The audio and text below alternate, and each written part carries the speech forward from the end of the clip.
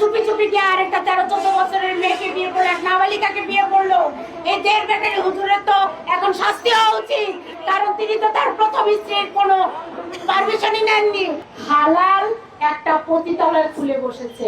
এই যে এক হুজুর, দেড় বেকারি হুজুর, সে যে এক বিয়ে বউ থাকতে চুপি চুপি গিয়ে আরেকটা 13-14 বছরের মেয়েকে বিয়ে করলো, এক নাবালিকাকে বিয়ে করলো।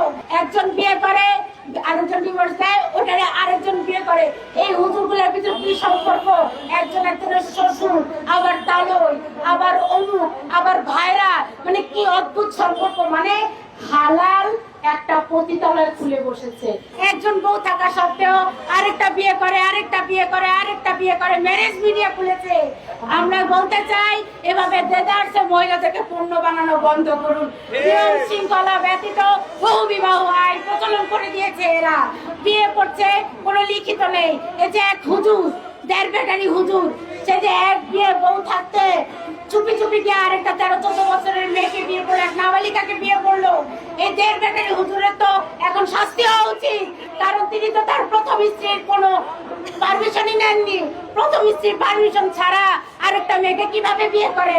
দ্বিতীয় বিয়ে করতে হলে তো সেটা অনেকগুলো ক্রাইটেরিয়া আছে। আপনি ইসলামের কথা বলেন, আরেকটা বিয়ে কখন করবেন? যখন আরেকজন মহিলা অসহায় থাকবে, স্বামী করতে ডিভোর্স থাকবে। আল্লাহ তো বলে নাই নাবালিকা বিয়ে করো, কচি কচি বিয়ে করো। কচি কচি বিয়ে করার জন্য এরা মহিলাদের লেখাপড়া বন্ধ করে দিচ্ছে। কচি কচি বিয়ে করার জন্য এরা মহিলাদেরকে হুজুর বানাচ্ছে। একেবারে আপাতমস্তক বোরকা পরিয়ে এরা মহিলাদেরকে বিয়ে করছে। একজন বিয়ে করে, আরেকজন ডিভোর্স দেয়, ওটারে আরেকজন বিয়ে করে। এই হুজুরগুলোর ভিতরে কি সম্পর্ক? একজন একজনের শ্বশুর, আবার তালই, আবার অমুক, আবার ভাইরা, মানে কি অদ্ভুত সম্পর্ক। মানে হালাল একটা পতিতালয় খুলে বসেছে, যে পতিতাগুলো বোরকার ভিতরে ঢুকে এবং অসহায় হয়ে থাকে।